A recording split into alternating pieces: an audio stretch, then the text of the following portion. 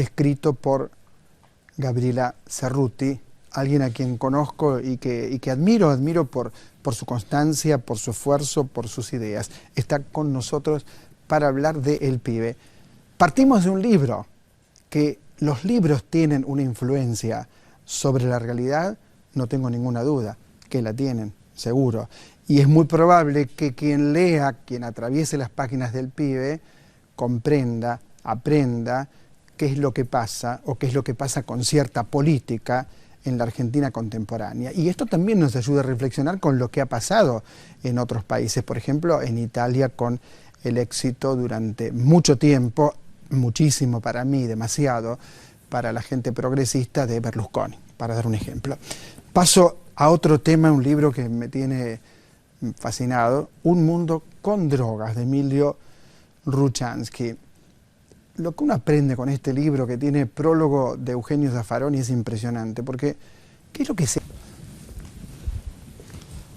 Gabriela, ¿cómo estás, Osvaldo? ¿Cómo va? Qué bueno verte de nuevo. No, para mí, una nueva edición del Pibe, es la misma pero ampliada. Está ampliada, la primera edición era del 2009, la terminé de escribir a fines del 2009, salió en marzo del 2010 para la Feria del Libro del 2010, y bueno, de entonces a hoy no solo pasaron muchas cosas, sino que algunas cosas que se vieron y que se contaban en aquel libro, en aquel momento, tomaron otra dimensión, tienen otra, terminaron de consolidarse de otra manera. Entonces tiene casi 100 páginas más, es un libro gordo, donde además de agregarse 4 capítulos, también se van terminando de cerrar alguna parte de la trama. Como vos decís, yo desde que empecé en periodismo siempre cuento lo mismo. A mí Horacio Berbisky, y bien empecé en Página 12, una vez me dijo, está todo escrito, lo que tenés que hacer es reconstruir la trama.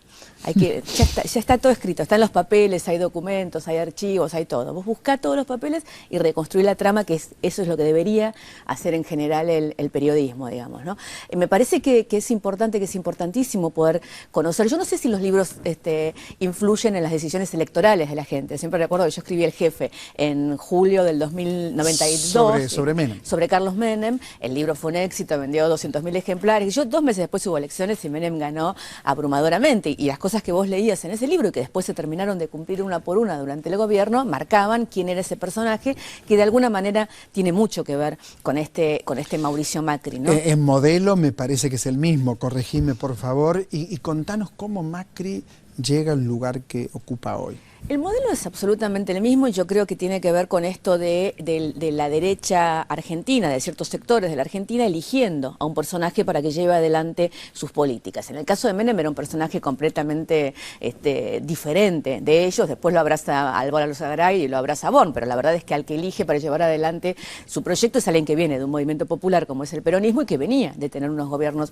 relativamente peronistas en La Rioja. En este caso tenemos a alguien nacido y criado en la derecha, o sea, el elegido de la derecha para llevar adelante su proyecto en este momento es alguien nacido y criado en la derecha. En una derecha que el lunes pasado tuve el honor de que el ministro Axel Kicillof y Horacio Berbisky lo presentaran en el libro, y ellos tomaban una parte del relato del libro que a mí me parece interesante y que temía con un ministro que conoce tanto de economía haber dicho algo que no fuera exactamente lo correcto, pero lo que se ve en la vida de Macri claramente es esa convivencia de los diferentes sectores de la burguesía argentina, de los diferentes sectores de la derecha. El padre, Franco Macri, que es la derecha, la burguesía argentina contratista del Estado, que durante mucho tiempo creció a partir de hacer negocios con el Estado, y los Blanco Villegas, que es la familia de la madre, que es la derecha agropecuaria, del campo, y que en realidad es la más liberal en el sentido puro del término. La derecha contratista del Estado quiere proteccionismo, la derecha liberal quiere libertad de mercado completamente. Esas contradicciones son las que se ven, por ejemplo, durante el gobierno de Menem. Mientras Mauricio y Franco, por un lado, pedían que el Estado se desprenda de todo y que sea completamente liberal, por ejemplo, en todo lo que tiene que ver con las empresas, con el dólar libre y con todo eso, por otro lado, en las industrias que eran de ellos, en la automotriz querían protección, o cuando llegan al correo, lo primero que piden es que se terminen con la desregulación que había en ese momento del mercado, del correo, porque quieren tener el negocio para ellos. Yo creo Ahí que se enfrentan a Chabrán. ahí se enfrentan a Yabram, ahí Macri termina procesado, Mauricio Macri termina procesado por el escándalo del contrabando de autopartes, cuando trata venden partes de autos a su propia empresa de Uruguay para no pagar impuestos, y después ingresan los autos armados con esas partes desde Uruguay, también los ingresan de manera tal de no pagar impuestos. Entonces es claramente lo que define la justicia en un caso de contrabando. Entonces, me parece que ese relato sobre cómo llega hoy Macri a ser quien es, tiene que ver con eso en algo muy claro. Hay un momento en que ellos son contratistas del Estado. Entonces, lo que hacen es armar empresas, constructoras, siderúrgicas, que lo que hacen es proveer al Estado de todo.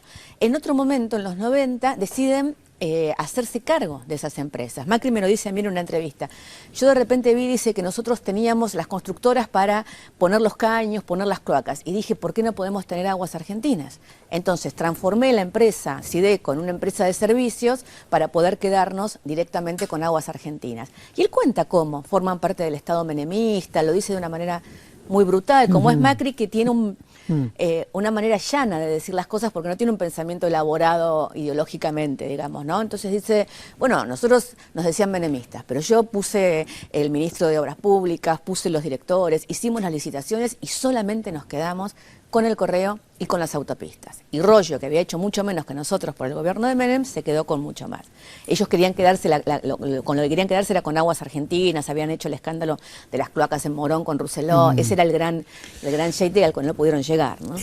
¿Por qué pensás que pasa de ser un dirigente relativamente importante de un club como Boca Juniors a querer ser presidente de la nación? Porque yo creo que ahí hay, al margen del recorrido personal, y que en el libro también está contado, y me parece importante que estos libros sean atractivos de leer, porque si no, digamos, si le tiras un mamotreto a la gente, no lo lee. Sin duda lo es, tu libro lo es muy atractivo entonces, de leer. hay una parte que tiene que ver con contar su historia, la Cosa Nostra italiana, todo ese mundo italiano tan raro donde convive el catolicismo más fundamentalista con el comunismo más fundamentalista. Viste que la cosa italiana tiene una cosa muy, el cine, bueno, y todo eso, la gran disputa eterna con su padre, con ese padre todopoderoso. Que el padre no lo eligió a él. El padre lo elige, no es el elegido. El padre lo elige a él para llevar adelante las empresas desde muy jovencito. El padre tiene un problema cardíaco cuando él tenía apenas 23 años, se estaba yendo a vivir a Estados Unidos y lo llama y lo hace que vuelva a los 23 años para hacerse cargo de las empresas. Incluso ahí le da un negocio enorme con personajes, que esa es la trama maravillosa, que después vos vas encontrando en todo el mundo. Hoy el gran socio de Mauricio Macri en su primer gran emprendimiento es Donald Trump. ¿Entendés? Y es Diego Arría, que es la persona que encabeza el movimiento opositor en Venezuela junto a Capriles. Ese Trump, Arría y Mauricio Macri, que hoy son la derecha, en el triángulo de la derecha en determinados países de este continente, se juntan a finales de los 80 para hacer un enorme negocio inmobiliario. Querían comprar media Manhattan, terminan en un escándalo, no la pueden comprar. Bueno, tienen el mismo problema que hubiera sucedido acá, porque había que rezonificar corrupción, sobornos, la mafia neoyorquina, estaban asociados con un señor Alfred Hitchens que termina preso mandando a matar a la jueza que estaba juzgando su causa. Yo le cuento esto. Mandando a matar. La manda a matar a la jueza, entonces termina preso, y cuando yo le cuento esto a Mauricio Macri cuando lo entrevisto, le digo, ¿pero usted sabe dónde está Alfred Hitchens hoy? Y no, está preso. Me dice, "Ay, pero qué bueno, ese viejo que nos hizo perder un negocio enorme", porque parte de que estaba Alfred en ese negocio es que cuando yo digo que no es el elegido del padre, digo que el padre lo ha cuestionado hasta hace muy poco. Bueno, todo el tiempo lo está. Me alargué, digamos, pero la palabra sería chuseando. Bueno, el padre le tira todos estos negocios y al mismo tiempo siempre lo boicotea, y al mismo tiempo fracasan estos negocios. Fracasa el de Manhattan, después lo pone a cargo de Sebel, que tenían que comprar la Fiat en la Argentina, no solo Sebel, instalarse acá, instalarse en Brasil. Todo eso fracasa estrepitosamente. El padre se llama el libro El Pibe porque le decían el pibe en las empresas, porque Macri, el Mauricio era el pibe, el hijo de Franco, y Franco permanentemente tenía otro protegido. Carlos Grosso en su momento, Cine en otro momento, el mismo Blanco Villegas, y el pibe era el tonto que no sabía hacer nada. Cuando fracasan todos estos negocios, él decide irse a Boca para hacer algo, me lo dice él, donde mi papá no sabía nada de fútbol, ni iba a la cancha, con lo cual en eso no se podía meter y no me iba a decir nada. Ahora, yo creo que este es el recorrido personal de él. ¿Cuál es el recorrido de la derecha? Esa derecha que primero contrata con el Estado, que después se hace cargo de las empresas del Estado privatizado, ahora viene por el Estado, directamente, que es lo que sucedió en la ciudad de Buenos Aires. Macri gobierna la ciudad de Buenos Aires con Cacciatore como empresas contratistas del Estado, la gobierna con Grosso cuando se hace cargo de Manliva, de todas las empresas privatizadas de la ciudad de Buenos Aires, y la gobierna ahora haciéndose cargo directamente él del Estado. Y yo creo que es el mismo recorrido que nos está llevando a nivel nacional a que este grupo, que trató de sacarle al Estado durante todos estos años todo lo que pudo, ahora quiere directamente hacerse cargo del Estado para llevar adelante allí sus negocios, ¿no? Ahora, ¿hay alguna explicación? Es una pregunta que te habrán hecho muchas veces, que gane durante 8 años permanentemente, incluso en los lugares más humildes de la ciudad. Uno se pregunta, ¿por qué? Mira, la derecha conservadora tiene esa unión, ¿no? De que gana con los muy ricos y con los muy pobres, digamos, porque porque se mantiene esa alianza que tiene que ver con los sectores más pobres y más desfavorecidos, que terminan votando de alguna manera a quien soluciona algunas cosas muy pequeñas, o terminan votando de alguna manera a quienes aspiracionalmente quieren ser, digamos, ¿no? Entonces hay algunos sectores muy humildes de la ciudad de Buenos Aires que nunca, por ejemplo, podrían comprar $1, pero que quieren ser como aquellos que pueden comprar dólares, y que entonces, por ejemplo, votan a Macri porque está en contra del cepo. Entonces en la ciudad de Buenos Aires también hay una cosa muy fuerte de un sector antikirchnerista muy fuerte que une a los ricos, muy ricos de la ciudad de Buenos Aires, y a un sector humilde que se une en eso. De todas maneras, en la última elección, en la elección del balotaje, lo que quedó claro es que a Macri solo lo votaron los sectores más de clase alta, las comunas más ricas de la ciudad de Buenos Aires, en una ciudad que es muy rica, porque esta es la parte que a mí me gusta mucho explicar cuando recorro el país a veces, o ahora mucho en la provincia de Buenos Aires acompañando a Aníbal y a Martín. Yo el otro día estuve en Florencio Varela, tenemos allí en Salatino nuestro candidato a intendente. El presupuesto de Florencio Varela es el presupuesto del Teatro Colón. El presupuesto del municipio de Florencio Varela es el presupuesto del Teatro Colón. El de un teatro de la ciudad de Buenos Aires. Claro. Entonces, esta ciudad riquísima, donde además la mayoría de sus habitantes viven en una situación relativamente holgada, tiene este tipo de votos, sobre todo en los sectores de las comunas más del norte. En las comunas más del sur, y ni hablar en lo que son los sectores vulnerables y las villas de emergencia, digo, hay cada vez más una sensación de que esto no da para más. O sea, la ciudad de Buenos Aires tiene una parte que ha avanzado, porque hubo mucha plata, y entonces hay una cosa de espacio público y de gasto mismo de la gente, que tiene que ver también con el nivel de vida que cambió, porque cambió el país. Me impacta que te hayas dedicado a escribir este libro con tanto rigor, porque es un libro que tiene muchísimo rigor, y que Macri te haya recibido también me impacta, y que hayas hablado con él. ¿Tiene algo liberal de verdad Macri? Digo, porque este giro no se lo cree nadie, este giro que hizo, que dice que es peronista, que está contento con Aerolínea, eso no se lo cree. Yo creo que ni él ni su gente se lo cree. El otro día veía un video terrible donde Durán Barba le explicaba a otro, que en inglés estaba, le explicaba que no tenía que explicar nada. Bueno, que es lo que han hecho. Que no tenía que explicar nada, porque si hablamos de inflación hay que empezar a pensar y llegamos al recorte. Entonces, mejor no explicar nada. Sí, si hablamos de inflación llegamos a Broda, que es el otro... Exactamente. La pregunta ¿es un liberal para vos Macri de verdad?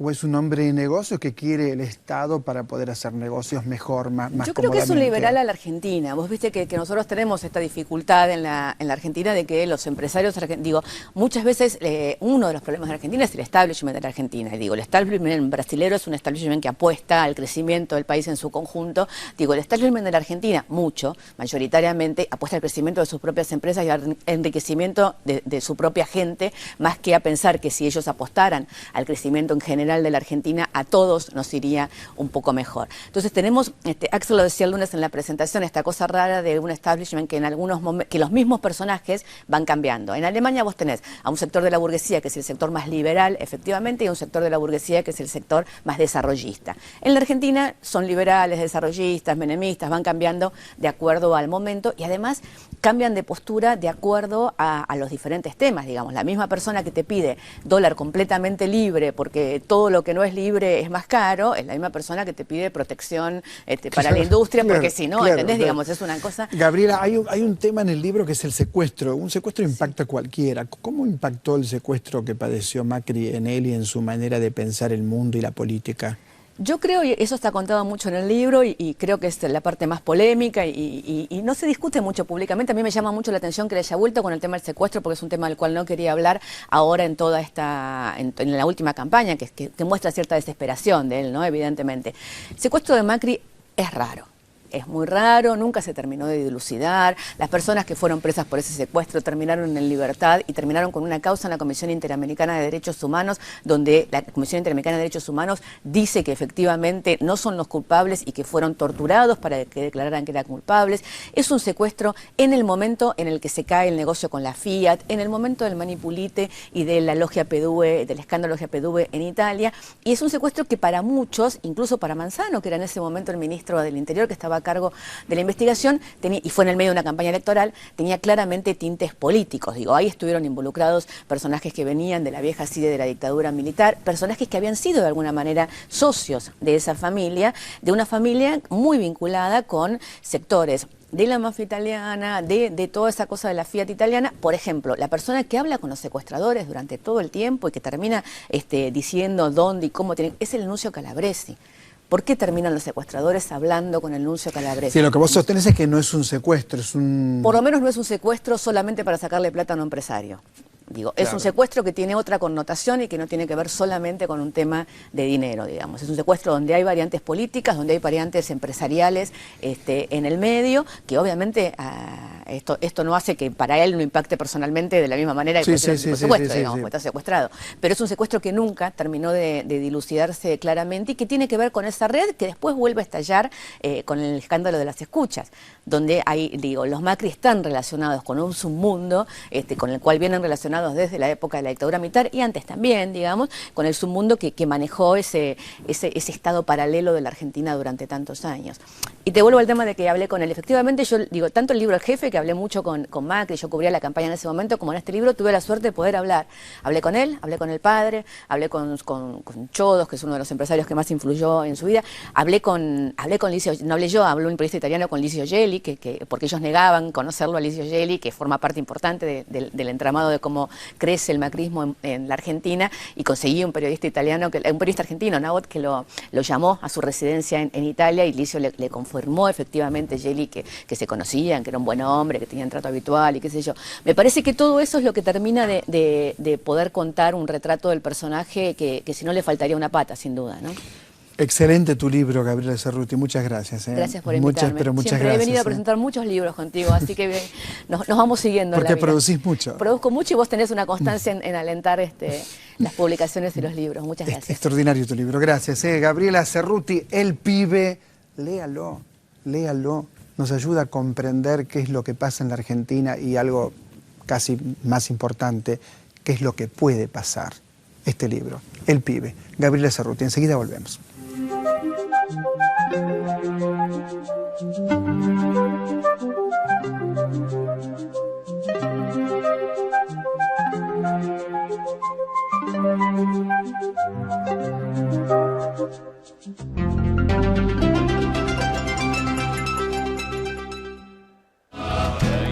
¿Vio que vuelve Capusotto? ¿Ah, sí? Sigue siendo un programa de rock. ¿Ah, sí? Y va por la 10ª temporada. Mira. ¿Ah, sí? Y sigue en la televisión pública.